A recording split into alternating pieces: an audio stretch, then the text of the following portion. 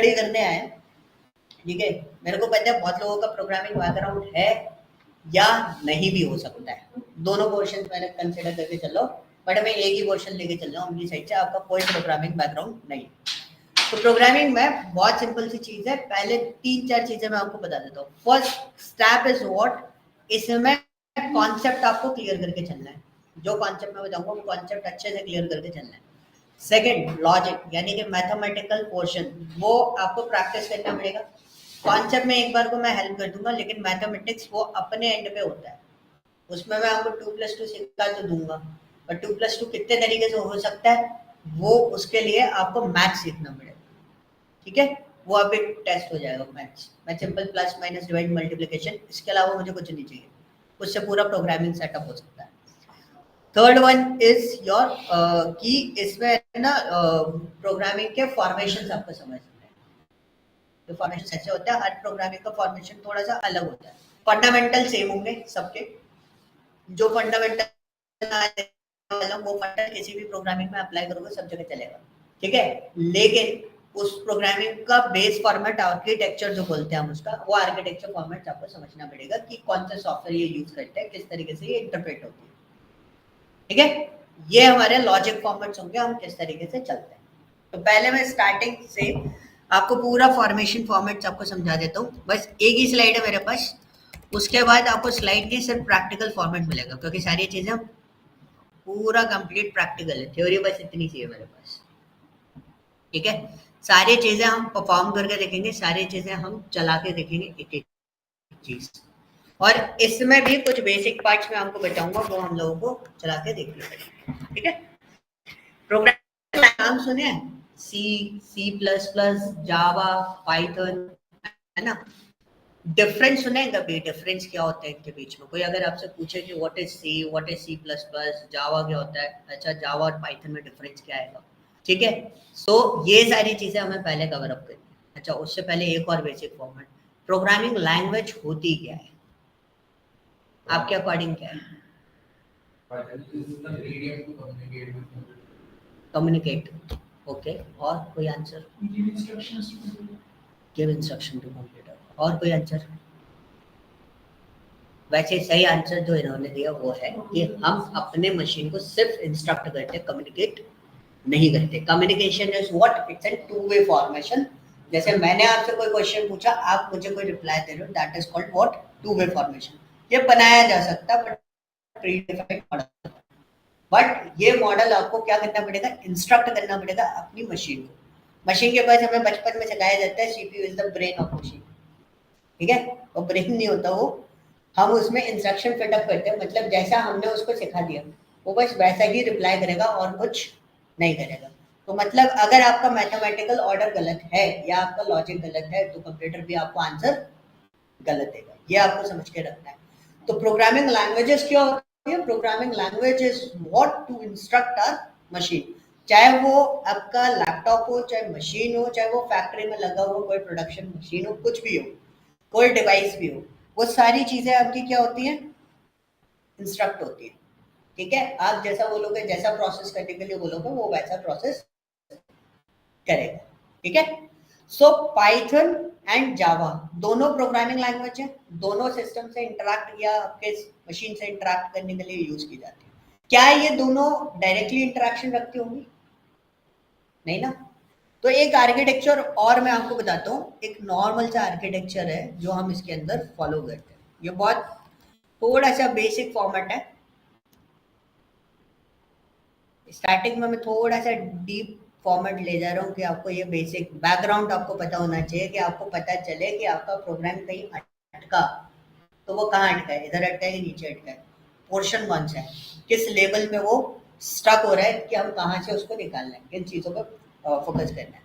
सो ये एक छोटा सा आर्किटेक्चर फॉर्मेट आप यहाँ पे स्लाइड में देख रहे हो, तो यहाँ पे क्या है हमारे पास, यहाँ पे मैं यहाँ पे लेके आया, ये कौन है, डेवलपर। और एज अ डेवलपर आपको दो चीजें आनी चाहिए, एक बेसिक इंग्लिश, ठीक है। Second one is most important thing is what, mathematics, जो होता है हमारा लॉजिक पार्ट। वो अगर वीक हो रहा है या उसमें प्रॉब्लम आ रही है तो उसमें मेहनत आपको करनी पड़ेगी। अब पॉइंट क्या है, पॉइंट ये हुआ कि मेरा जो सोर्स कोड लिखा मैंने कुछ इस फॉर्मेट में लिखा, इस फॉर्मेट में एक इंग्लिश फॉर्मेट में लिख दिया। आपको भी समझ में आ रहा है मैं क्या कर रहा हूँ, प्रिंट हेलो कर रहा हूँ। But the problem is that कि ये मशीन से इंटरैक्ट कैसे करेगा, क्योंकि आपकी मशीन क्या समझती है 0-1 फॉर्मेट, बाइनरी। अब इंटरैक्शन पॉइंट कैसे बनेगा?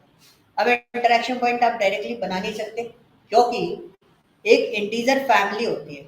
इंटीजर होता है ना, इंटीजर किसको बोलते हैं, 1 2 3 4 5 6। बट इंटीजर की एक पूरी फैमिली होती है जिसमें आपके 4 टाइप के नंबर्स आते हैं। कौन कौन से? डेसिमल, हेक्साडेसिमल, ऑक्टल और बाइनरी।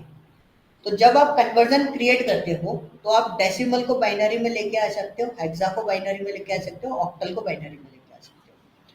तो यहाँ पे क्या होता है ना, एस का कोड फॉर्मेट यूज किया जाता है जो कि आपको कन्वर्ट करके देता है, मशीन के लिए कन्वर्जन क्रिएट करके देता है। ठीक है, अब ये चीजें आपको नहीं करनी, ये चीजें हमें प्रोग्रामिंग में डायरेक्टली एक सॉफ्टवेयर के थ्रू मिलती है। कौन से सॉफ्टवेयर के थ्रू मिलती है?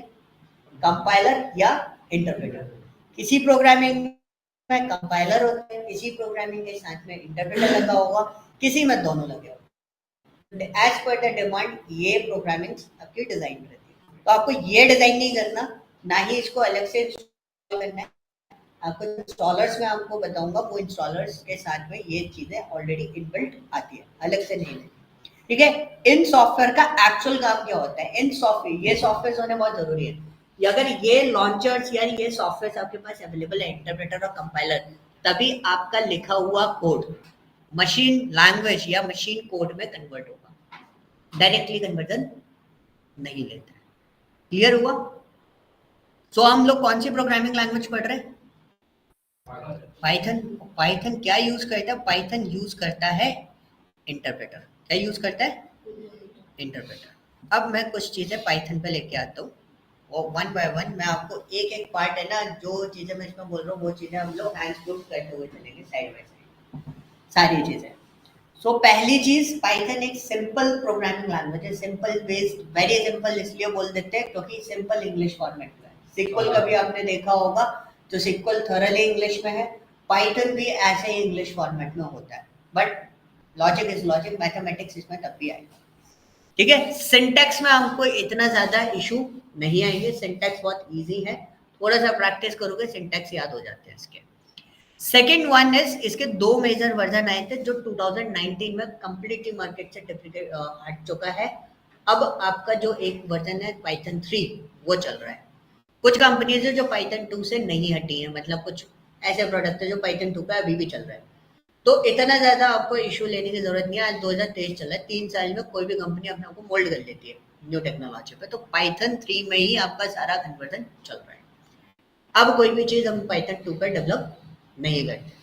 ठीक है, सो नाउ ये 2 वर्जन आए थे हमारे पास। ये क्वेश्चंस पूछ लिए जाते हैं इंटरव्यू में एज अ फ्रेशर के कौन कौन से 2 मेजर वर्जन है पाइथन के, क्योंकि हर कोई ये बोलता है कि हम पाइथन 3 सीख के आए। ठीक है, और मैं भी आपको सिर्फ पाइथन 3 ही सिखाऊंगा क्योंकि इसी पे वर्क हो रहा है। बट वो पूछ लेगा कौन कौन से वर्जन होते हैं, तो आप बोल सकते हो उसको Python 2 and Python 3। Her programming में ऐसे अलग अलग वर्जन फॉर्मेट आपको नहीं मिलते।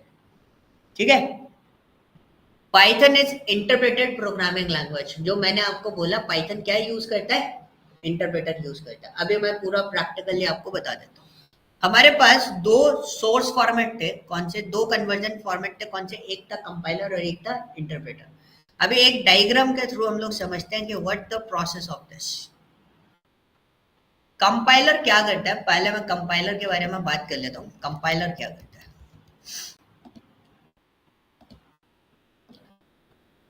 ये आपका क्या है? सबसे पहले हम क्या लिखते हैं? Source code. सोर्स कोड क्या होता है? जो डेवलपर राइट करता है, मतलब प्रिंट हेलो भी लिख रहे हो ना, उसको हम क्या बोलते हैं? सोर्स कोड बोलते हैं। अब ये सोर्स कोड किसके पास जाता है? ये सोर्स कोड जाता है किसके पास? कंपाइलर के पास। ठीक है, तो इसमें एरो भी बना देते हैं, मेरा एरो इसके पास गया, ये कंपाइलर के पास। कंपाइलर की थ्योरी क्या बोलते हैं? कंपाइलर बोलते हैं कि मैं कन्वर्ट नहीं करूंगा डायरेक्टली, मैं एक क्या जनरेट करूंगा, वो जनरेट करता है आपका क्या? एक ऑब्जेक्ट। कंपाइलर कभी भी डायरेक्टली मशीन से इंटरेक्शन नहीं देता। कंपाइलर क्या करता है, पहले कोड को लिया, कंपाइल किया, कंपाइल करने के बाद उसको किसमें कन्वर्ट कर देगा, ऑब्जेक्ट कोड में। एंड ऑब्जेक्ट कोड क्या होता है, it is an encrypted code which is only understandable by machine. एक ऐसा इंक्रिप्टेड कोड जो सिर्फ मशीन समझ सकती है, ठीक है। अब मैंने यहाँ पे लिया and I use this one, मैं ऑब्जेक्ट कोड के पास गया और अब ये ऑब्जेक्ट कोड किसके पास जाएगा, मशीन के पास। ये ऑब्जेक्ट कोड किसके पास जाएगा, मशीन के पास। तभी जाके आपका कोई हेलो वगैरह प्रिंट होता है। ये ऑब्जेक्ट किसके पास जाता है, मशीन के पास जाता है, तभी आपका एक हेलो प्रिंट होता है। अब ये प्रोसेस तो हमने थ्योरेटिकली समझ ली, प्रैक्टिकली हम इस चीज को करके देख लेते हैं। अब ये प्रैक्टिकली कैसे होगी, एक लैंग्वेज है सी, जावा भी है, सी भी है, सी प्लस प्लस भी है। तीनों कैसी है, कंपाइल्ड बेस्ड प्रोग्रामिंग लैंग्वेज होती है। तीनों क्या यूज करती है, कंपाइलर यूज करती है। मैं आपको एक प्रैक्टिकल एग्जांपल दिखा देता हूँ, जो चीजें मैंने बनाई है वही चीजें मैं आपको करके बता देता हूँ।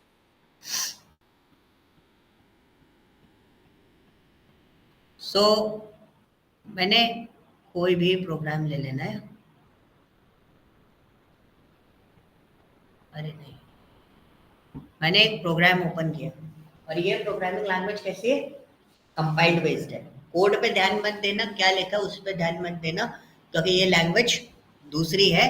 मैं बस आपको कोड दिखा रहा हूँ कि इसमें कोड क्या है। अभी आपको कोड दिख रहा है, सिंपल सा एक कोड लिखा हुआ है। मैं इसको मिनिमाइज कर देता हूँ, छोटा सा कर देता हूँ। प्रोग्राम का नाम क्या है, इवन नंबर इन एरे, ठीक है।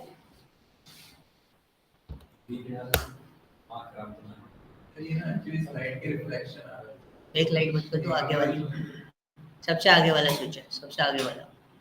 अभी दिख रहा है, ये लो,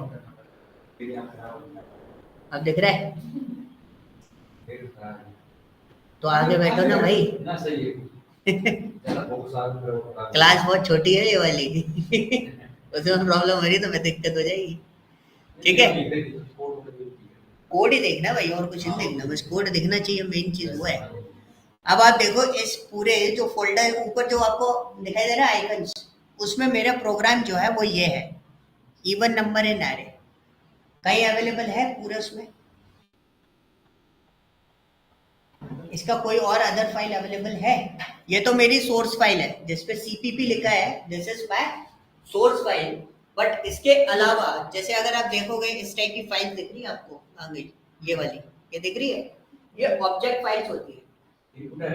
हाँ, ये ऑब्जेक्ट फाइल होती है। इनपुट एरे वाली जो फाइल है ना, इस टाइप की जो फाइल्स होती है वो इंक्रिप्टेड फाइल होती है। अभी कोई इंक्रिप्टेड फाइल है इवन एरे वाली, इवन नंबर्स इन एरे, क्या इंक्रिप्टेड मीन्स होता है कि मैं आपसे अभी जिस तरीके से बात कर रहा हूँ, वो मैं अभी टेक्निकल लैंग्वेज में थोड़े बहुत चीजें बात कर रहा हूँ, वो आपको समझ में आएगी, बट हर किसी को वो चीजें समझ में नहीं है। फॉर्मेट समझ में आया? अपनी लैंग्वेज में बात करना वो हमारे इंटरप्रिटेशन में। सपोज मैं आपसे तमिल में बात कर रहा हूँ, आप तमिल ही ना हो, मैं आपसे तमिल में बात कर रहा हूँ तो आपको मेरे को समझ में आ रही है, बाकी किसी को भी समझ में नहीं आ रही। This is called what, encrypted format, ठीक है। So even number in array, इसका कोई और फाइल अवेलेबल है नहीं है ना। अब मैं एक फाइल आपको जनरेट कर देता हूँ। यहाँ पर मैंने कुछ नहीं किया, मैंने सिर्फ और सिर्फ इस फाइल को कंपाइल किया।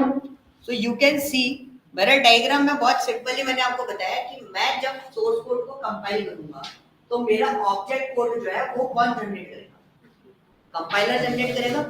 प्रोसेस के अकॉर्डिंग देखें तो सोर्स कोड किसके पास गया, कंपाइलर के पास। ऑब्जेक्ट कोड कौन जनरेट कर रहा है, कंपाइलर जनरेट कर रहा है, हम जनरेट नहीं करेंगे। तो ये कंपाइलर का प्रोसेस था। तो यही कंपाइलर का प्रोसेस मैं आपको बता देता हूँ।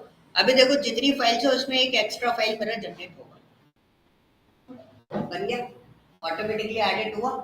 तो ये फाइल कैसी थी, इंक्रिप्टेड फाइल थी, जो कि किसने जनरेट करी है, कंपाइलर ने जनरेट करी है। और कई बार लोग बोलते हैं नहीं देख सकते, मैं आपको दिखा भी देता हूँ। This is N encrypted file जो हमें समझ में नहीं आएगी, सिर्फ कंपाइलर मशीन को समझ में आती है। तो this is N encrypted file जो कंपाइलर ने अपने अकॉर्डिंगली उसको इंक्रिप्ट किया हुआ है। यह हमारा कोड नहीं है, इसने हमारे कोड को इंक्रिप्ट किया है इस फॉर्म। ओके, क्लियर है? अभी ये क्या था? ये था हमारा क्या? कंपाइलर। ये प्रोसेस हमने देखा, वो किसका देखा? सर शॉर्ट डेफिनेशन में कंपाइलर को वैसे क्या बोलेंगे? शॉर्ट डेफिनेशन में कंपाइलर एक सॉफ्टवेयर ट्रांसलेटर बोलते हैं उसको simply. Sorry, translator word use करते हैं उसके लिए to translate the source code into the machine language. Compiler हमारी मतलब अगर मैं कहूँ, आपने जैसे कहा कि इंटरप्रेटर एग्जांपल में देखिए, तमिल लैंग्वेज आप समझ सकते हो, एक और बंदा रेस्ट कोई नहीं समझ सकता, मतलब एक मशीन की लैंग्वेज हो गई। हाँ, मैं और अगर कंट्रोल मैं, एक है तरीके ना, से ट्रांसलेटर हो गया। आप चाइना में गए, आपको चाइनीज नहीं आती, मैं एक ट्रांसलेटर लेके गया और मैंने उसको बोल दिया। तो ये मेरा हो गया इंटरप्रेटर। और कंपाइलर में अगर मैं कहूँ तो वो इंटरप्रेटर भी होता है, वो कंपाइलर भी होता है। कंपाइलर की प्रोसेस में ये होता है कि उसमें ऑब्जेक्ट कोड जनरेट होता है, ठीक है? अगर मतलब टाइप ऑफ मीडिएटर वी हाँ, कैन से, हाँ। यस। लेकिन कंपाइलर और इंटरप्रेटर दोनों एक जैसी चीजें होती हैं, लेकिन कंपाइलर का प्रोसेस क्या होता है? ऑब्जेक्ट कोड जनरेट करेगा। लेकिन इंटरप्रेटर का प्रोसेस क्या बोलता है? ये 3 स्टेप अपने आप को कंप्लीट कर लेते हैं। म्यूट कर लेना, ठीक है? तो इंटरप्रेटर क्या करता है? 3 स्टेप में अपने आप को कन्वर्ट करता है। 3 स्टेप में मतलब आप देख रहे हो कौन सी स्टेप खत्म होगी? सिर्फ और सिर्फ एक, जिसको मैं बोल रहा हूँ ऑब्जेक्ट कोड। ये मेरा कौन है? इंटरप्रेटर है। और ये मेरा मशीन कोड,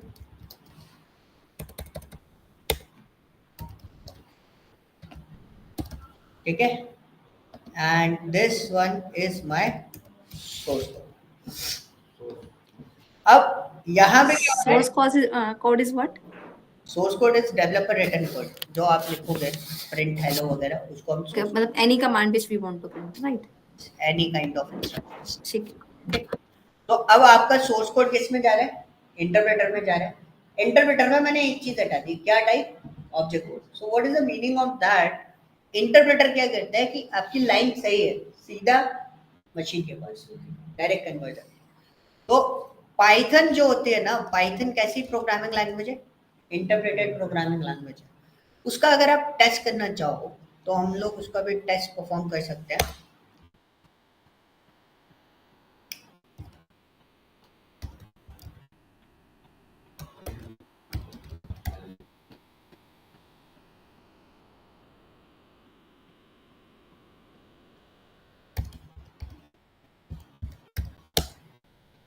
ठीक है, मैंने प्रोग्राम बना दिया सिंपल सा पाइथन का। अब मैं यहां पर आया,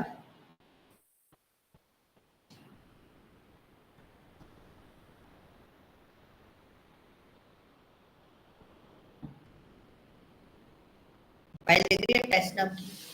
इंसर्शन सॉर्ट की भी बड़ी है, बट टेस्ट नाम की जो हमने फाइल बनाई वो किसकी बनाई है? टेस्ट नाम की फाइल का बनाया है। अब आपने देखा था जब मैंने उस प्रोग्राम को कंपाइल किया था, या जब मैंने उस प्रोग्राम को एग्जीक्यूशन मोड में लेके आया था, तब उसने क्या करा था? एक ऑब्जेक्ट कोड और जनरेट किया था। बट इंटरप्रेटर क्या करता है? इंटरप्रेटर कभी भी ऑब्जेक्ट कोड जनरेट नहीं करता है। वो डायरेक्टली मशीन के पास ट्रांसफर कर देता है आपके कोड को, मतलब आपके सोर्स कोड को डायरेक्टली कन्वर्जन देता है।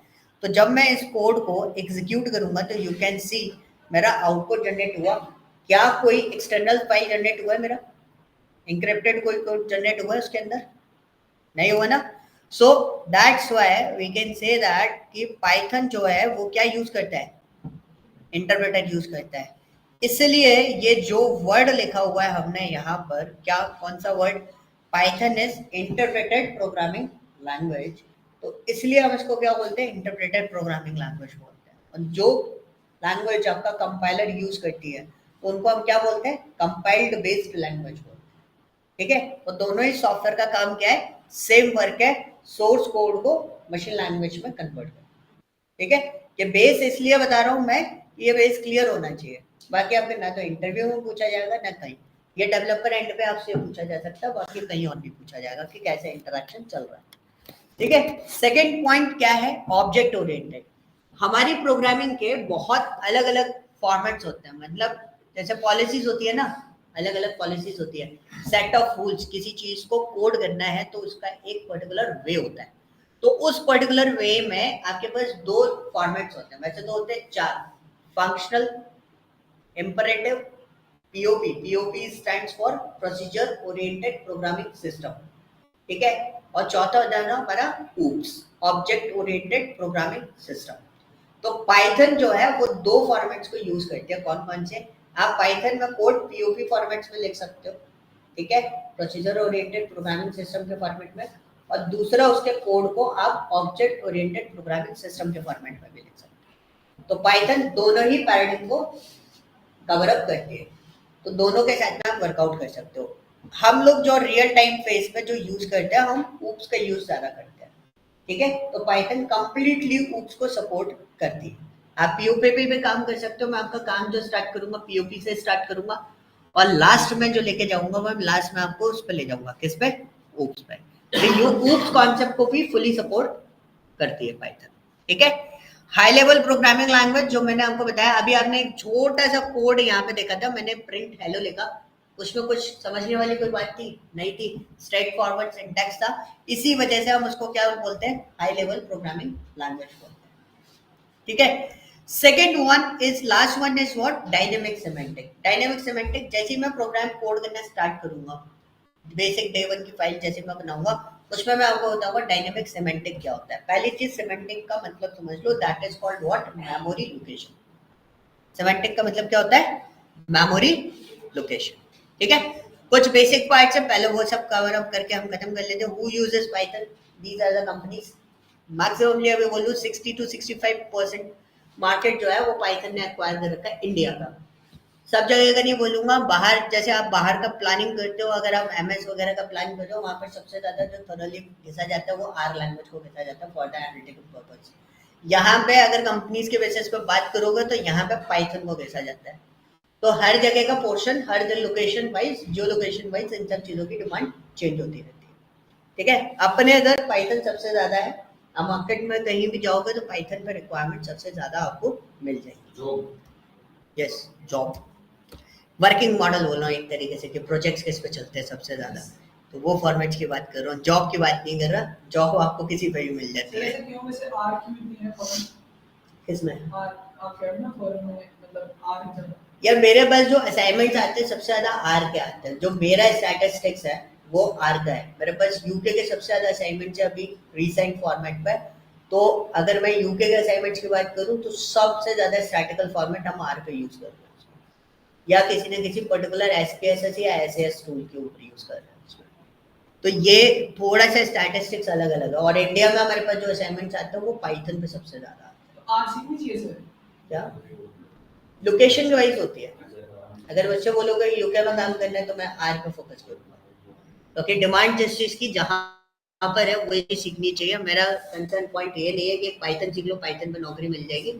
जिस चीज में आप सीखने जा रहे हो पहले लोकेशन और सर्वे पहले कंप्लीट करो, उसके बाद चीजों को ऑप्ट किया जाता है। रिक्वायरमेंट जिस चीज की आने वाली है उसके अकॉर्डिंग प्रिपेयर किया जाता है। किसी को पाइथन आती तो आर उसको आ जाएगी। प्रोग्रामिंग आनी चाहिए। मेरा कंसेप्ट पाइथन का भी नहीं है, आपको प्रोग्रामिंग फंडामेंटल जो मैं आपको दे रहा हूँ वो फंडामेंटल क्लियर है, तो आप आर जावा किसी पे भी हो सब पे काम कर लोगे, ठीक है। इज अ पर्सन जिसने पाइथन बनाई थी। बाकी आप हिस्ट्री ज्योग्राफी इसकी विकिपीडिया से पढ़ सकते हो, तो इसका मैं ज़्यादा टाइम स्पेंड नहीं कर रहा इन चीज़ों पर, मैंने बस बताया है, ठीक है। पाइथन फीचर एंड इंस्टॉलेशन, इसकी बात कर लेते हैं हम लोग पहले। पाइथन एक तो इजी टू कोड है। बेनिफिट्स क्या है पाइथन के, सीखने के बेनिफिट्स क्या है? जो चीज़ आप जो क्वेश्चन पूछ रहे थे आर में वो बेनिफिट्स नहीं होते, इसमें आपको वो बेनिफिट्स मिल जाएंगे। पहला बेनिफिट इजी टू कोड है, आर इजी टू कोड नहीं होती, उसके लिए प्रोग्रामिंग बैकग्राउंड होना चाहिए। Second one is open source and free. Mostly सारी प्रोग्रामिंग ओपन सोर्स होती है और फ्री होती है। फ्री में डाउनलोड कर सकते हैं। फ्री का मतलब होता है लाइसेंस फ्री है, आप फ्री ऑफ कॉस्ट उसको यूज कर सकते हो। ओपन सोर्स का मतलब होता है if you want to integrate your own algorithm तो वो भी आप इंटीग्रेट कर सकते हो उसके अंदर, ठीक है। तो ओपन सोर्स का मतलब ये नहीं कि सब जगह अवेलेबल है, अवेलेबल तो वो पाइथन के उस पे है, लेकिन ओपन सोर्स का मतलब यहाँ पे होता है कि you can integrate your own algorithm also, ठीक है। सपोर्ट जीयूआई, हर प्रोग्रामिंग में हमको जीयूआई फॉर्मेट नहीं मिलता, पाथ वगैरह सेट करने पड़ते थे जावा में, लेकिन जावा भी अब देने लगा है आपको जीयूआई फॉर्मेट्स। पाइथन में आपको डायरेक्टली जीयूआई फॉर्मेट्स मिल जाएगा। क्या इंटरव्यू होता है? नहीं, वो ग्राफिक वो होता है ग्राफिकल यूजर इंटरफेस के लिए। जीयूआई का फॉर्मेट्स ये है कि ग्राफिकल यूजर इंटरफेस तो आपको मिल रहा है, ठीक है, इंटर वगैरह, लेकिन मेन चीज क्या है ना, जैसे पाथ वगैरह सेट करना पड़ता है। हर प्रोग्रामिंग डायरेक्ट नहीं चलती, उसका आपको अपने सिस्टम में इन्वायरमेंटल पाथ सेट करना पड़ेगा, तभी आप उसके कोई भी प्रोग्राम को लॉन्च कर सकते हो। तो आपको वो भी करने की जरूरत नहीं है, क्लिक इवेंट्स में वो सारा काम हो जाता है। ये काम भी आपको रिड्यूस कर दिया है।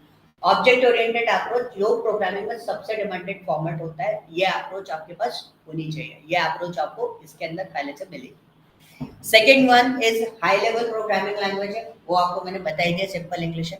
Integrated by nature, interpreter use करता है। हाईली पोर्टेबल, 1991 में इंटरनेट आया था, ठीक है। उसके बाद लॉन्च की गई कौन सी, Java programming language to develop the internet application, right. So आपको पता होना चाहिए पाइथन कब आई थी, 1989 में। हाईली पोर्टेबल का मतलब क्या है, एक ऐसा प्रोग्रामिंग लैंग्वेज जिसका कोड मैंने यहाँ पे लिखा वो हर प्लेटफॉर्म पर रन कर सके। प्लेटफॉर्म का मतलब क्या होता है, it's the combination of hardware and software. मतलब आपका ऑपरेटिंग सिस्टम, ऑपरेटिंग सिस्टम कोई सा भी हो, हमारा प्रोग्राम चलना चाहिए। 1981 से पहले जितने सॉफ्टवेयर होते थे हाई कॉस्ट पे बनते थे। हाई कॉस्ट पे क्यों बनते थे, क्योंकि डिपेंडेंट होते थे सारे के सारे। कभी टाइम मिले ना, आईआरसीटी रिजर्वेशन काउंटर में खड़े हो जाना इंडियन रेलवे के, आप उनके सिस्टम में झांक के देखना, वो आज भी पुराने वाला सिस्टम यूज कर रहे हैं। वो ग्राफिकल यूजर इंटरफेस पर काम नहीं करते, यूनिक सिस्टम यूज करते हैं। उनके सिस्टम आज भी पुराने हैं, ठीक है। सो वो लोग जिस सॉफ्टवेयर पे काम कर रहे हैं वो एक्चुअल सिर्फ सी में बना हुआ, उनका सर्वर भी डेडिकेटेड होगा। हर कोई उस सर्वर पे नहीं होगा। लेकिन आप जब आईआरसीटीसी की वेबसाइट यूज करते हो, this is an platform independent program formats.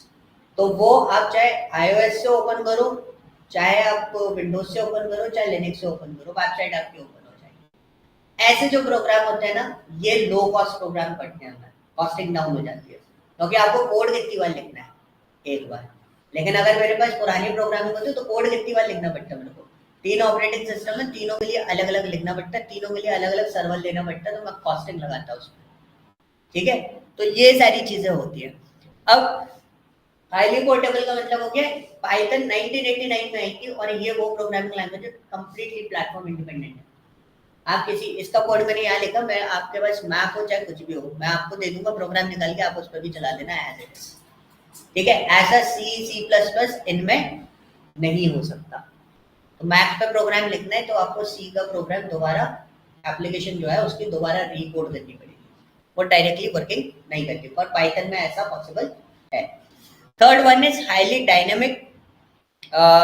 एक सिंपल सी चीज बताता हूँ, डायनेमिक का फॉर्मेट क्या होता है कि फॉर एग्जाम्पल मैं सी में काम कर रहा हूँ, अगर मैंने कोई डेटा स्टोरेज बनाया और मैंने फिक्स कर दिया, जैसे फॉर एग्जाम्पल इस क्लासरूम का मैंने डेटा स्टोरेज फिक्स कर दिया, इसमें कौन बैठ सकता है, पाइथन। अभी आप क्वेश्चन कौन से पूछ सकते हो, पाइथन के। तो ये क्या हो गया, ये होता है स्टैटिक फॉर्मेट। ये क्या हो गया, स्टैटिक फॉर्मेट मैंने फिक्स कर रखा है। अगर मैंने आपको बोला कि चलो आज क्वेश्चनिंग टाइम पीरियड, आप कुछ भी पूछ सकते हो, कोई पावर बीआई का पूछ रहा है, कोई एक्सेल का पूछ रहा है, कोई किसी चीज का पूछ रहा है, तो this is called what, dynamic format. मतलब मेमोरी स्टोरेज फिक्स ना होना। अभी मैं प्रैक्टिकली आपको करके बता दूंगा, मेमोरी स्टोरेज इसमें फिक्स नहीं होता है। ये कंप्लीटली डायनेमिक प्रोग्रामिंग लैंग्वेज है, ठीक है। एक वर्ड मैंने गलत बोल दिया, तो डायनेमिक प्रोग्रामिंग लैंग्वेज है। हर प्रोग्रामिंग डायनेमिक प्रोग्रामिंग लैंग्वेज होती है, बट पाइथन के लिए जो वर्ड है ना, वो सही वर्ड ही है, डायनेमिक टाइप की प्रोग्रामिंग लैंग्वेज। ये कैसी प्रोग्रामिंग लैंग्वेज है, डायनेमिक टाइप, टाइप पे लगाना मत भूलना, स्टैटिक टाइप, डायनेमिक टाइप, ठीक है। Last one is the most important features, जो पर्सनली मेरे को बहुत पसंद है, सपोर्ट फॉर अदर लैंग्वेज। जैसे आप किसी और लैंग्वेज के डेवलपर्स हो तो इजी नहीं होता है किसी अदर लैंग्वेज में स्विच करना। तो हमारे को एक बेनिफिट पाइथन देता है कि हम इंटीग्रेट भी कर सकते हैं प्रोग्राम। इसके अंदर जावा का प्रोग्राम है वो हम इंटीग्रेट कर सकते हैं, सी का प्रोग्राम है वो हम इंटीग्रेट कर सकते हैं। तो ये फीचर इंटीग्रेशन पे भी काम कर जाता है। तो इंटीग्रेशन का मतलब होता है किसी और चीज का किसी और चीज में इन्वॉल्वमेंट कराना, ठीक है। तो इस टाइप की चीजें जो होती है वो हम लोग इंटीग्रेट कर सकते हो। फॉर एग्जाम्पल बाइक ली, बाइक की मैंने कार्ड बना ली, तो वो बाइक होता है ना, गांव वगैरह में देखा होगा, बाइक है, स्कूटर था पापा का, पीछे से काटा और पीछे कार्ड जोड़ दी, रेडी टाइप की बना दी। This is called kind of integration की एक तो पार्ट आई, हमें एक चीज आती थी, हमने दूसरी पार्ट उसमें इंटीग्रेट कर लिया, हमें कुछ अलग से एक्स्ट्रा ऑर्डिनरी कुछ करने की जरूरत नहीं पड़ी।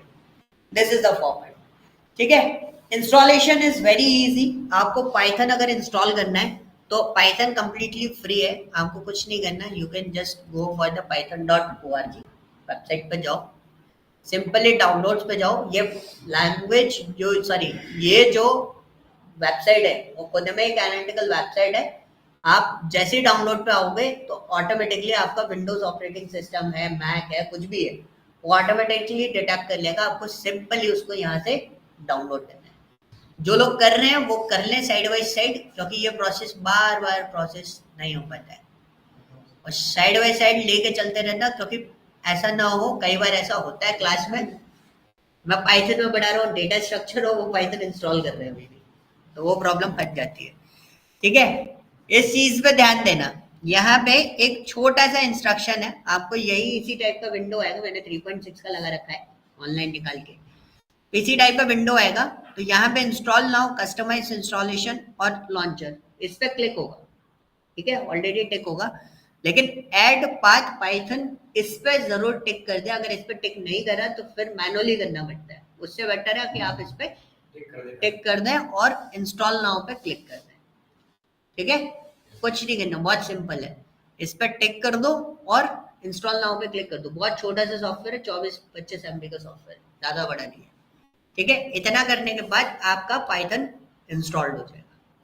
ठीक है, once your installation is completed, अब मैं पूरा प्रैक्टिकल फॉर्मेट पे जा रहा हूँ। ठीक है, प्रैक्टिकल फॉर्मेट पे हम वर्कआउट करेंगे। तो हमें क्या ओपन करना है, CMD। सबसे पहले CMD ओपन करो, सबसे इजी तरीका बता रहा हूँ, फास्टेस्ट मोड की आप फटाफट पता कर सकते हैं उसके अंदर पाइथन है कि नहीं है। CMD के अलावा किसी और चीज पर जाके ढूंढोगे तो बहुत टाइम लगाओगे। तो सिंपली आपको पाइथन का वर्जन देखना है कि मेरा कौन सा वर्जन चल रहा है। तो मैंने ऐसे करा, मैंने एक स्टेटमेंट लिखा सिंपल सा, Python space double / version. This is a simple command जिससे आप पता कर सकते हो कि पाइथन का कौन सा वर्जन चल रहा है। तो मेक श्योर आप 3.10 डाल लो, क्योंकि कुछ 2-3-4 अपग्रेडेशन आया, वो पुराने वाले वर्जन पे नहीं चलेंगे, 3.10 से और 3.10 के बाद वाले में चलेंगे। ठीक है, दूसरा इसका सबसे इंपॉर्टेंट फॉर्मेट होता है PIP। PIP होता है आपका पैकेज मैनेजर। क्या होता है, पैकेज मैनेजर। पैकेज मैनेजर जितने भी इंटीग्रेटेड मॉड्यूल्स आपके पास पड़े हुए हैं, मैथ्स वगैरह बहुत सारे मॉड्यूल्स आपके पास पड़े हुए हैं, उन सबको हैंडल करने का काम किसका है, सबका किसका काम है, PIP का काम है, पैकेज मैनेजर का। पैकेज मैनेजर का अपडेट होना बहुत जरूरी है। अगर पैकेज मैनेजर अपडेटेड नहीं है, जो लोग एनालिटिकल या किसी और फॉर्मेट पर भी हैं, उनको different kinds of packages install करने पड़ते हैं एक्सटर्नल। तो अगर ये अपग्रेडेड नहीं है तो वो इंस्टॉलेशन में गड़बड़ कर देगा, आधा पैकेज को घटता है, कई बार हमारे साथ में हो चुका है। तो आप न्यू फीचर्स उस पैकेज के चला रहे होगे तो वो वर्कआउट नहीं करने देगा।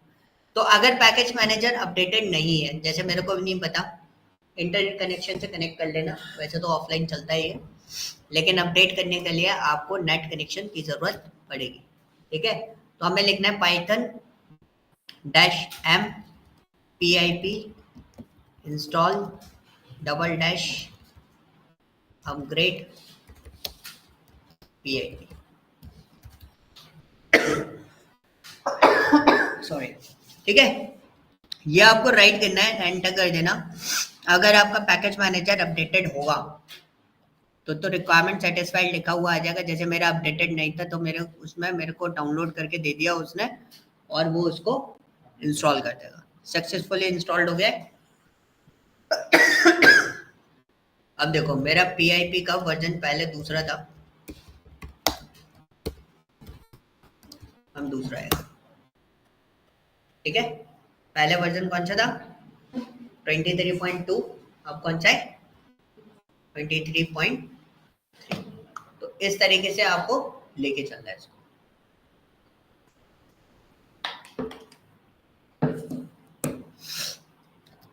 ठीक है, क्लियर है, इतना पार्ट समझ में आ गया। ये छोटा सा पार्ट था, ये सब चीजें आपको समझना है। और जिस टूल पे हम लोग काम करेंगे वो है जुपिटर नोटबुक, पूरा कंप्लीट। तो जुपिटर नोटबुक इंस्टॉल करना, हम सारी चीजें यहीं से इंस्टॉल करते हैं, हमें कोई वेब ब्राउजर्स की जरूरत नहीं है, आप यहीं से उसको आपको इंस्टॉल करें।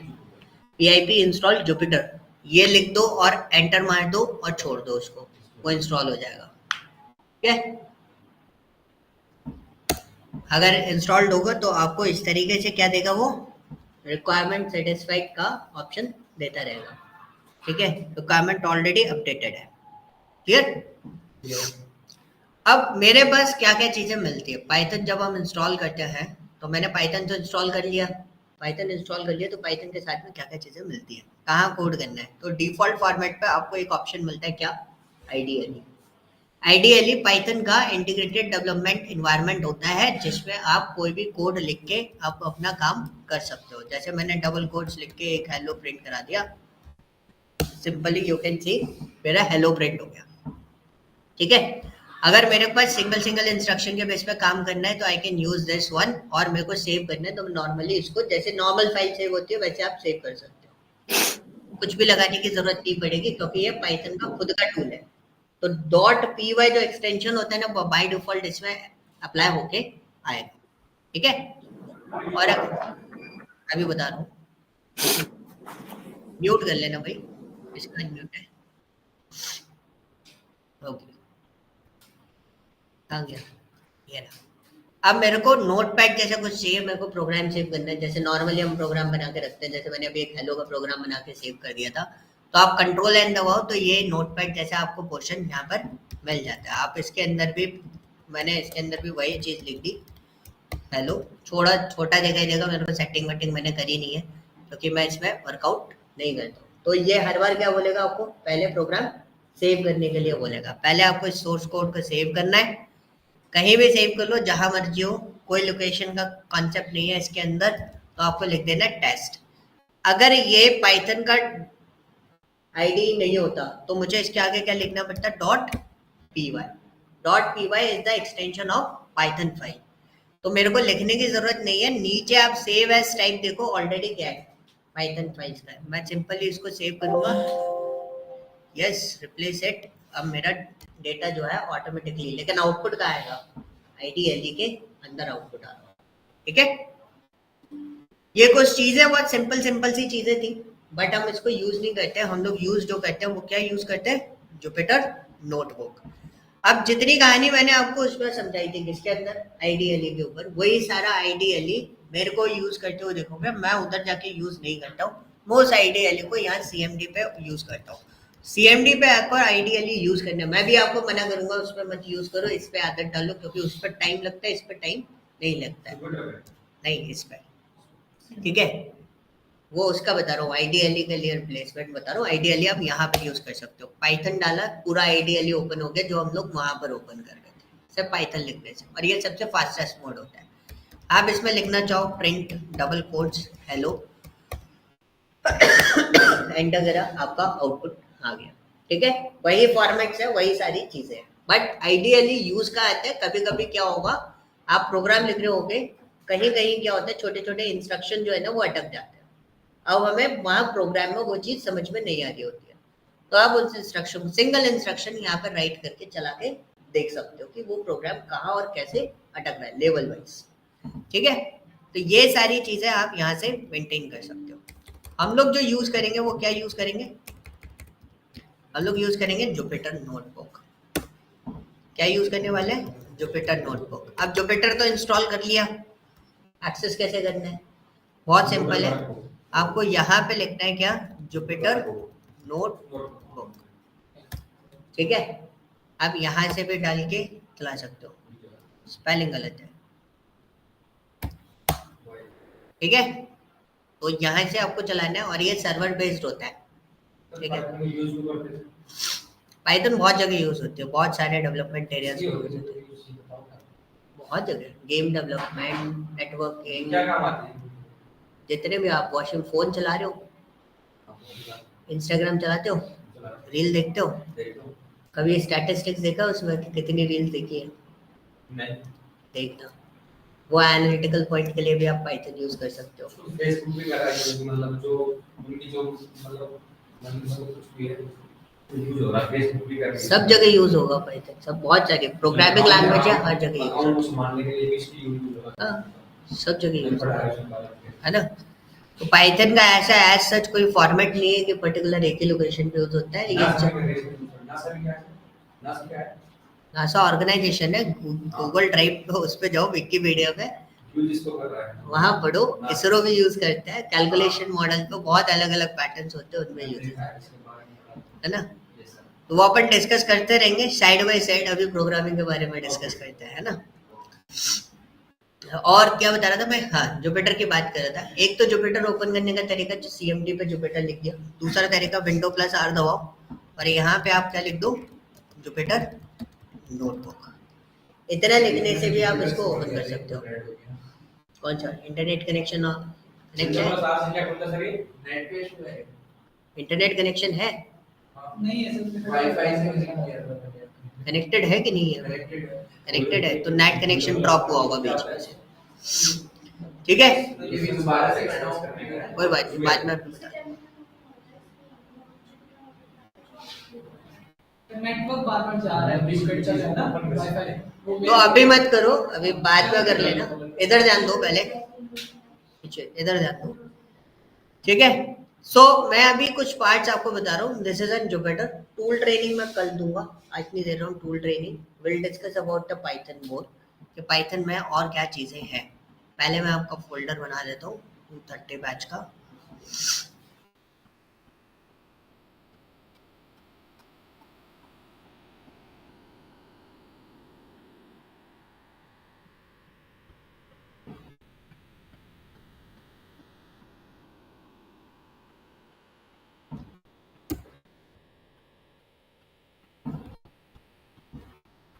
कुछ चीजें मैं आपको यहाँ पे बताने वाला हूँ कि बेसिक फॉर्मेट्स पे क्या क्या चीजें होती है। पहला हमारा एक पार्ट था उसके अंदर डायनेमिक सिमेंटिक का। किसका? Dynamic semantic. Actually dynamic semantic formats क्या होते हैं, किस तरीके से वर्कआउट करते हैं, कैसे वो चीजें रहती हैं। पहले हम स्टैटिक को समझते हैं, फिर डायनेमिक सिमेंटिक को समझेंगे। तो पहले मैं स्टैटिक फॉर्मेट्स आपको समझाता हूँ। स्टैटिक फॉर्मेट हम किसको बोलते हैं?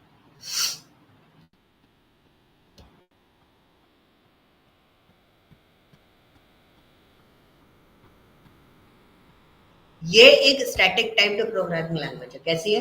स्टैटिक टाइप का प्रोग्रामिंग लैंग्वेज है। तो यहाँ पर हमने एक इंटीजर असाइन कर रखा है। ऑलमोस्ट मैं किसी को बता रहे थे, इसमें ऑलरेडी बना हुआ मिल गया, अपनी किस्मत है। मैंने यहाँ पे क्या असाइन कर रखा है? इंटीजर। तो मेरे पास A B C के अंदर किस टाइप का डेटा होना चाहिए? इंटीजर टाइप का। इंटीजर टाइप यानी कि न्यूमेरिकल डेटा होना चाहिए, और कोई डेटा मैं इसके अंदर स्टोर नहीं कर सकता। तो मतलब इसमें क्या है, रिस्ट्रिक्शन है पूरे तरीके से कि आप और कुछ स्टोर नहीं कर सकते। अब ये वेरिएबल्स है, तो वेरिएबल के अंदर कोई भी वैल्यू मैं कहीं भी चेंज कर सकता हूँ। तो मैंने एक ट्रायल मारा सी प्रोग्रामिंग के अंदर, a equal to double quotes के अंदर एक स्ट्रिंग लिख दिया, टेक्स्ट लिख दिया। तो अगर ये स्टैटिक टाइप की प्रोग्रामिंग लैंग्वेज है तो ये इसमें एरर जनरेट करेगा। क्या जनरेट करेगा? एरर जनरेट करेगा। क्यों? क्योंकि हमने पहले बता रखा है कि उस मेमोरी लोकेशन में क्या आ सकता है, सिर्फ और सिर्फ इंटीजर। किसी भी फॉर्मेट में आप कोई और अदर डेटा टाइप उसके अंदर इंसर्ट नहीं कर सकते। तो इससे हमें पता चला कि सी कैसी प्रोग्रामिंग लैंग्वेज है? स्टैटिक टाइप की प्रोग्रामिंग लैंग्वेज है। तो मतलब इसका सिमेंटिक कैसा है? डायनेमिक नहीं है, ये फिक्स्ड है कि आपने इंटीजर दे दिया तो इंटीजर, फ्लोट दे दिया तो फ्लोट। अब लेकिन पाइथन के अंदर क्या होता है? पाइथन एक डायनेमिक टाइप की प्रोग्रामिंग लैंग्वेज है, ठीक है। अब इसमें हमने क्या करा, मैंने यहाँ पर एक a इक्वल टू 10 दिया आपको। क्या दे दिया? a equal to 10। मैंने रन कर दिया। अब मैंने इसको प्रिंट किया, सिंपली मैंने इसको प्रिंट किया, तो मेरे को वैल्यू क्या दे रहा है? 10। अभी आप देख रहे हो मैंने कहीं भी इंट, फ्लोट ऐसे कुछ लिखा है इसके अंदर? नहीं लिखा। तो what is the meaning of that कि इसका डेटा टाइप क्या होगा वो डिसीजन मेरे को नहीं लेना, वो डिसीजन कौन ले रहा है? पाइथन ले रहा है। एक पहला टेंशन हमारा खत्म हो गया। इसमें टेंशन क्या होता था कि अगर हमने कोई बड़ा डेटा टाइप ले लिया तो मेमोरी स्पेस बड़ी हो जाएगी, छोटा डेटा टाइप ले लिया और डेटा बड़ा आ गया तो मेमोरी स्पेस का शॉर्टेज हो जाता था। लेकिन पाइथन ने आपको इसमें फ्लेक्सिबिलिटी दे दी। पाइथन ने बोला आप तो डेटा इंसर्ट करो, साइज हम डिसाइड कर लेंगे, ठीक है। आपको वो मेमोरी साइज, जो स्पेस का जो इशू आता था, वो स्पेस का इशू आपका थोड़ा सा रिड्यूस हो गया। अब मैंने यहाँ मेरे पास एक फंक्शन होता है टाइप फंक्शन। क्या करता है कि जो डेटा उस फॉर्मेट में उस जो वेरिएबल है उसका क्लास क्या होगा, मतलब वो इंटीजर होगा, फ्लोट होगा, क्या होगा, वो क्लास बताने का काम किसका होता है? टाइप का होता है। मैंने ए लिखा तो देखो उसका क्लास क्या आ रहा है, इंटीजर आ रहा है। अब सपोज मैंने क्या करा, मैंने a equal to double quote Shanu लिख दिया, वही चीज मैंने दोबारा लिख दी। अब देख रहे हो सी में जब मैं ऐसे काम कर रहा था, सी में प्रॉब्लम क्या आ रही थी, तो नीचे रिस्ट्रिक्टेड कर रहा था, मेरे को नहीं करने दे रहा था चेंज। मेरा ए का टाइप पहले क्या था, इंटीजर। अगर मैं इसका अब यहाँ पे टाइप चेक करूं तो टाइप क्या आना चाहिए इसका, स्ट्रिंग। दिस ये एक पैटर्न होता है, इसी चीज को हम क्या बोलते हैं, डायनेमिक सिमेंटिक। मतलब मेरा मेमोरी लोकेशन जो है वो कंप्लीटली फ्री है, उसमें जिस टाइप का डेटा आएगा मेरा पाइथन उस तरीके से उस मेमोरी को चेंज कर देगा। रिस्ट्रिक्टेड नहीं है, आपने स्ट्रिंग डाला तो उसने स्ट्रिंग में कन्वर्ट कर दिया, आपने इंटीजर डाला तो उसने किस में कन्वर्ट कर दिया, इंटीजर में कन्वर्ट कर दिया। This is N easiest format जो आपको बेनिफिट देता है किस चीज का, या आपका डायनेमिक सिमेंटिक है, ना ही आपको डेटा टाइप डिसाइड करना है, ना ही आपको क्या नहीं डिसाइड करना, मेमोरी स्पेस, मेमोरी साइजेस। ये दो इश्यूज आपके रिड्यूस हो जाते हैं इसके। क्लियर? कोई क्वेश्चन इस चीज पर? जो वर्ड लिखा था ना डायनेमिक सिमेंटिक, उसका मतलब ये होता है। क्लियर है? अब हमारे पास कुछ चीजें होती हैं, आपको कोई भी प्रोग्रामिंग सीखनी है तो बहुत सिंपल सी चीज है, 5 चीजों के बारे में नॉलेज होनी चाहिए। पहला format is what, variable. Second format is what, identifier. Third format is what, constants. Fourth one is token, and the last one is keywords. कोई भी प्रोग्रामिंग होगी, अगर ये 5 चीजें किसी भी प्रोग्रामिंग के बारे में आती है, देखो 7 डेज में किसी भी सिंटैक्स का कुछ भी करा जाए, आपको मैं 7 डेज ट्रेनिंग दूंगा सिंटैक्स की, आराम से काम कर लोगे। लॉजिक आपके अच्छे होने चाहिए, और ये 5 चीजें आपको उस प्रोग्राम के बारे में अभी बता दूंगी, चल रहा है लेक्चर। ठीक है, so this is a format, ये 5 चीजें हैं जो आपको समझनी है। ओके, सो नाउ अब हमारे पास कुछ पोर्शंस पे हम लोग बात करते हैं। जैसे इनका जो क्वेश्चन था, क्या क्वेश्चन था कि वेरिएबल होता क्या है, मैं उन्हीं सब चीजों की बात करूंगा। वेरिएबल क्या है, आइडेंटिफायर क्या है, कांस्टेंट क्या है, टोकन क्या है, कीवर्ड्स क्या है, ये बहुत इंपॉर्टेंट कॉन्सेप्ट हो जाते हैं इसके अंदर।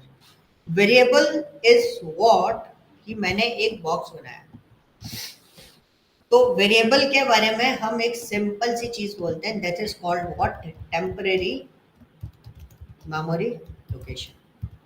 क्या है ये, एक टेम्परेरी मेमोरी लोकेशन है। ये जो बॉक्स है ना, ये मेरा वेरिएबल है, that is called what, temporary memory location. जो लोग ऑफलाइन है उनको बता देता हूँ, this is my temporary memory location. ठीक है, दिस इज माय स्टोरेज, एक कंटेनर है मेरे पास जो कि मुझे नहीं पता ये क्या है। ठीक है, इसका कोई ना कोई एड्रेस होगा, जब इसका प्रोडक्शन हो रहा होगा जो मटेरियल है, तो उस टाइम पे क्या होता है, हम कोई नंबर दे देते हैं, सेम चीज नहीं बोलते, बैच नंबर होते हैं। अगर ये बॉटल भी निकलता है ना, ये बॉटल किसी भी फैक्ट्री से निकलेगा तो ये किसी न किसी बैच नंबर का बॉटल है, ये डायरेक्ट नहीं है। इस बॉटल का भी एक फैक्ट्री के अंदर क्या होगा, एक बैच नंबर होगा। तो वैसे ही हमारे पास जब सिस्टम के अंदर कोई मेमोरी जनरेट होती है, so this is called what, variable. Memory जब जनरेट होती है तो आप देखो नीचे हर मेमोरी का कोई एड्रेस आता है, हर मेमोरी का कोई ना कोई एड्रेस आपका जनरेट होगा, और ये जो एड्रेस होते हैं वो टेम्परेरी होते हैं। और ये मेमोरी कहाँ जनरेट हो रही है, सिस्टम में कितने टाइप की मेमोरीज होती है, 324 रैम और ये रोम और हार्ड डिस्क होती है। एक हार्ड डिस्क होती है सिस्टम में, एक होती है रोम, एक होती है रैम, रैंडम एक्सेस मेमोरी, दूसरी कौन सी होती है, हार्ड डिस्क भी होती है, रीड ओनली मेमोरी भी होती है। हार्ड डिस्क क्या होती है, वॉलेटाइल और non volatile, volatile, hard disk volatile non volatile नहीं, नॉन वॉलेटाइल होती है। रैम जो होती है वो वॉलेटाइल होती है, मतलब उसको सिस्टम आपने ऑफ किया ना, उसको वॉलेटाइल, सिस्टम ऑफ किया तो रैम आपका क्या हो जाता है, फ्लैश आउट हो जाता है, लेकिन हार्ड डिस्क आपकी फ्लैश आउट नहीं। ठीक है, सो अभी मैं वेरिएबल भी रोकूंगा क्योंकि नेक्स्ट बैच का टाइम हो गया, दैट्स व्हाई। सो ये जो एड्रेसेस है ना, ये कैसे होंगे, फिर रैंडम होंगे, जितनी बार मैं बनाऊंगा उतनी बार नया आएगा, क्योंकि हर बार ये डिलीट होता रहेगा। इसलिए हम इस मेमोरी लोकेशन को क्या बोलते हैं, टेम्परेरी मेमोरी लोकेशन को। ठीक है, तो इसको हम क्या बोल रहे हैं, वेरिएबल बोल रहे हैं, ये जो बॉक्स है उसको हम क्या बोल रहे हैं, वेरिएबल बोल रहे हैं। हर बार एड्रेस आ रहा है तो दिस इज नॉट कंपलसरी कि हम हर बार उसी एड्रेस को उसी नाम से बोला जाए। हर दूसरी बार मेरा बन गया तो नया एड्रेस आ जाएगा, Yes, sir. तो हम हर बार फिक्स नहीं कर सकते, ठीक है। अब सेकेंड चीज क्या होती है, अब मेरे को दिक्कत आ रही थी किस चीज की, मैं स्टोरेज किस में लूं, नंबर तो चेंज होते जा रहे हैं बार बार, तो मैं स्टोरेज किस में लूं। तो मैंने क्या करा, एक बहुत सिंपल सा एक फॉर्मेट बनाया, मैंने उसको एक क्या कर दिया, मैंने नाम दे दिया। मैंने उसको नाम क्या दे दिया, मेरे पास एक बैच में से बॉटल निकली तो मैंने उसको नाम क्या दे रखा है, बॉटल, ठीक है। वाटर बॉटल या कुछ भी चीज बॉटल, मैंने उसको वाटर बॉटल नाम दे दिया। तो किसी भी वेरिएबल का नेम, किसी भी फंक्शन का नेम या किसी भी चीज का name, that is called what, identifier. तो अब ये नेम किसको पॉइंट आउट कर रहे हैं, तो क्या मैं इस नेम को वेरिएबल बोल सकता हूं, बताओ, इस नेम को मैं वेरिएबल बोल सकता हूं, Yes, sir. एग्री कर रहे हो। Yes, sir. एक तरीके से अगर रियल टाइम पे समझते हैं, आप खुद एक वेरिएबल हो, you are temporary marker location, जब न्यू बॉर्न हुए थे तब आपका नाम था नहीं, आपका बैड नंबर था, ठीक है। आफ्टर द बैड नंबर आपको एक नेमिंग दी गई, क्योंकि आपको हर बार बैड नंबर से आइडेंटिफाई नहीं किया जा सकता। आज उस बैड नंबर पर 24 नंबर पर कोई और किसी और ने जन्म लिया, फिर दूसरा किसी और ने ले लिया, तो हर बार 24 नहीं बोल सकता हम किसी को, ठीक है। तो अब क्या हो गया, तो आपका एक आइडेंटिफिकेशन जनरेट किया गया, नामकरण किया गया, that your name is called this. अब हम नेम को हम क्या बोल रहे हैं, ह्यूमन ही बोलते हैं, अगर किसी का नाम आया तो कोई ह्यूमन ही बोलेगा। तो दिस इज द फॉर्मेट कि आइडेंटिफायर क्या हो गया, किसी भी वेरिएबल का नेम या किसी भी फंक्शन का नेम जो होता है उसको हम क्या बोलते हैं, आइडेंटिफायर बोलते हैं। और जो मेमोरी लोकेशन है वो क्या होती है, वेरिएबल। इन दैट केस पूरा जो सिनेरियो है वो पूरी थ्योरी क्या बोल रही है कि नम इज द वेरिएबल, ठीक है। अब अपन मेमोरी लोकेशन में कुछ भी स्टोर कर सकते हैं। अगर आप 10 स्टोर करना चाहते हो, आप 10 स्टोर कर सकते हो। तो ये कैसा है, डायनेमिक है। पाइथन के बेस पर बात करें तो ये कैसा है, डायनेमिक।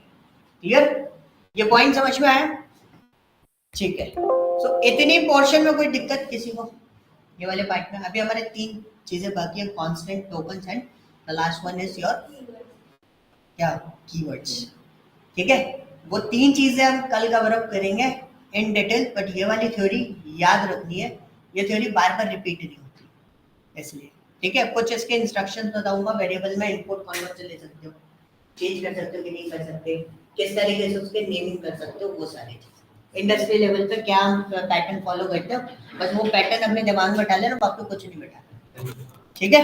सो ये सब चीजें कवर अप करो, देन उसके बाद कल हम इसको, ओके। किसी का कोई क्वेश्चन तो नहीं है,